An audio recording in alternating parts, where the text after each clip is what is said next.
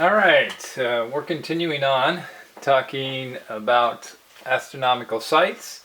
I know this isn't the most elegant way to do this video, but I'm like you, I'm stuck in my house and I'm limited to what I have here. So I'm going to talk about Machu Picchu, and the PowerPoint is already up on D2L.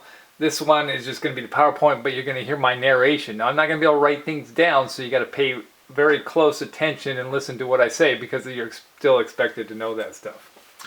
Machu Picchu is one of the coolest sites in the world. In fact, it's such a cool site, it's on many people's bucket list as a place to go before they die, and so it's kind of been overrun with tourists. The cool thing about it, and I've never been there, I want to go there someday too, I just haven't got there yet, but it is one of the few, almost the only, decent remains we have from the Incan Empire. And the Incan Empire, if you remember, is in the South America, and the empire was all along the Andes on the western side of South America, and it's just outside of Cusco. It's right here.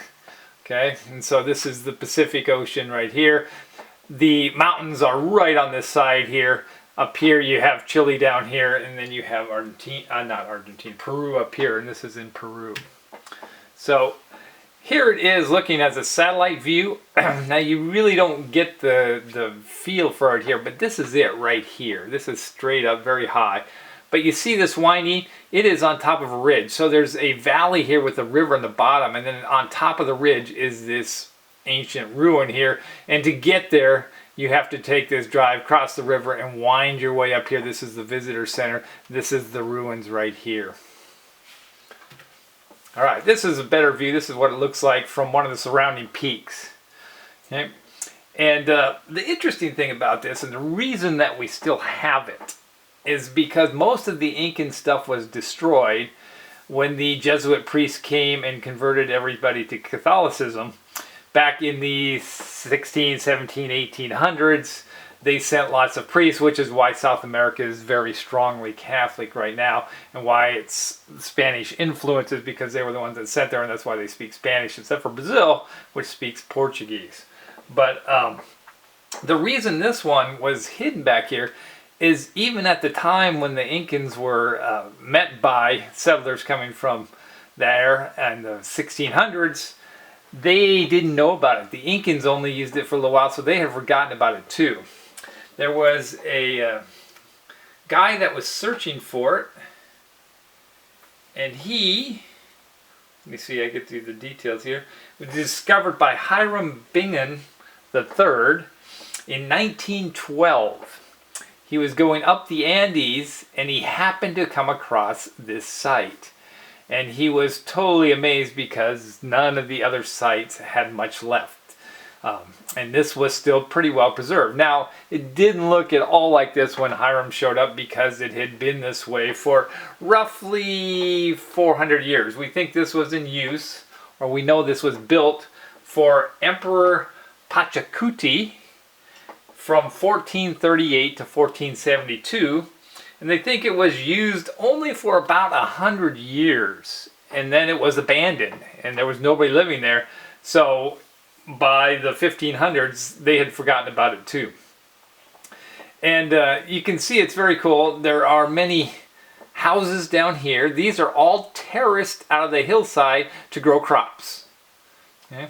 And we think the way it worked is the people that were here to serve the rulers lived down in these houses, and then the fancier places were up here near the top of the ridge.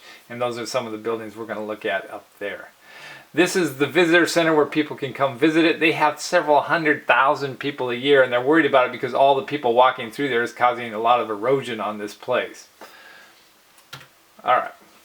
One of the things that's really neat about Machu Picchu is that the masonry, the stonework, was exceptional. You see, they didn't even use mortar. So mortar is what you put in to make bricks stick together, which we use in all our buildings today. Well, the nice thing about mortar is if the bricks aren't quite perfect, it doesn't matter because the mortar takes care of it. No, they didn't have that, so they had to cut all their stones to match the stone around it. And they're still standing, most of these walls that they built. That's how well they built them, that 500 years later, without mortar, they're still standing. Here is what it looks like. Now, I do have to warn you, a lot of people, oh, I got to go to Machu Picchu. They go there and it's cloudy. It's cloudy a lot, and lots of times you can't even see these distant mountains that surround you, these spectacular views, and so they go there for their 1 or 2 days and they never get out of the clouds. So it's one of those places that it can have a lot of rainy weather at different times of the year. Most of the houses, as you can see, these are the walls of the houses. The houses would have had wooden roofs, and the wooden roofs are long gone. It's just the walls that are still standing. All right. This is one of the neater things on here. This is called an Intihuatana. And that's spelled Intihuatana. And in Incan language, that means the hitching post of the sun. We would term it an obelisk, which is just a rock structure built straight up like a tower. But if you look at it here, see this rock? This rock was actually sticking out of the ground. And so they carved the rock into this shape. They made this into a square shape, and then they made this unique feature on top. And now we can zoom in a little bit on it here. You can see the feature on top, this feature right here. And then on this side over here, there was an area where we think you could kneel, like put your knees down here. And this was probably a place to worship, their sun god. And especially since the name means the hitching post of the sun. Now, we've tried to look for alignments on the sides of these things because it's kind of like triangular shape, but it doesn't really align with anything like solstices or equinoxes. The most intriguing thing about it is that it has that name, hitching post of the sun. The other thing that's intriguing about it is there was one of these obelisks in most of the major Incan cities. However, they're all gone. This is the only one that's left because they were all destroyed by the Jesuit priests because it was supposed to be going towards their god, and the only way they could go to the new Catholic god was to destroy the old gods, and so they were trying to destroy anything like that. So this is the only one that's left, which makes it special. In fact, about 10 years ago, part of the Peruvian government got upset because they used to allow people to come up here and like film commercials. There was a beer company filming a commercial, and they had a crane, and the crane fell over and hit this and knocked a little corner of the stone off, and they got really mad. So you can't film commercials there anymore. So just remember that if you're trying to film your commercial at Machu Picchu. All right. One of the most interesting ones, and the ones that has astronomical alignments, is this room right here. Okay? This room right here is called the Torreon, Torreon, and that's actually a Spanish word, not an Incan word.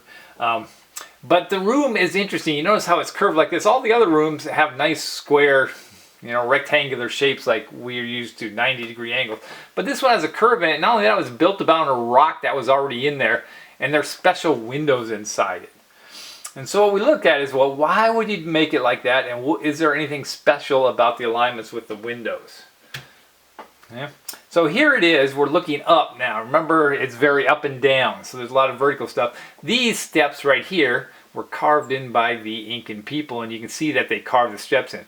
Well, now when people come visit, they don't want you using the steps because they don't want you to wear them out. So they put in their metal steps behind them. Yeah.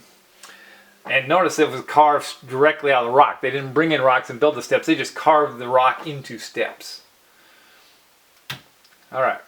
Here is more of their carving, just to show the cool kind of carving that they did on top of this mountain here, this palace for the emperor.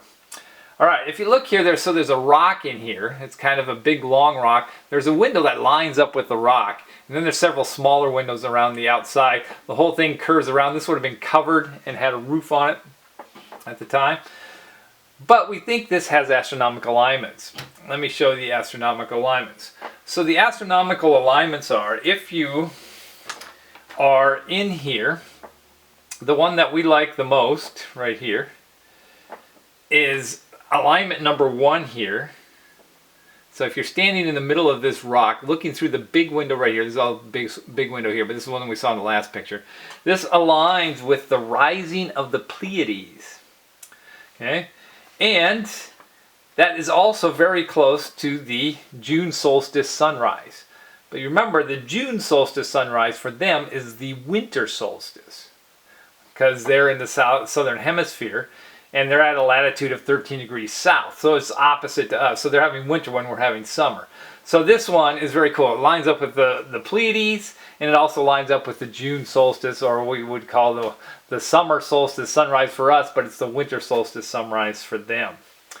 Now, if you go from here through this other window, number 2, alignment number 2 here, that aligns with what they call Coca, which is C-O-L-L-C-A, or Koika.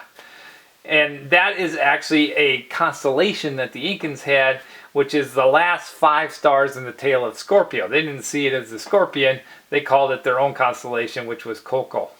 And that means the storehouse. So they saw a storehouse up in the sky, or they used that to represent the storehouse in the sky. All right.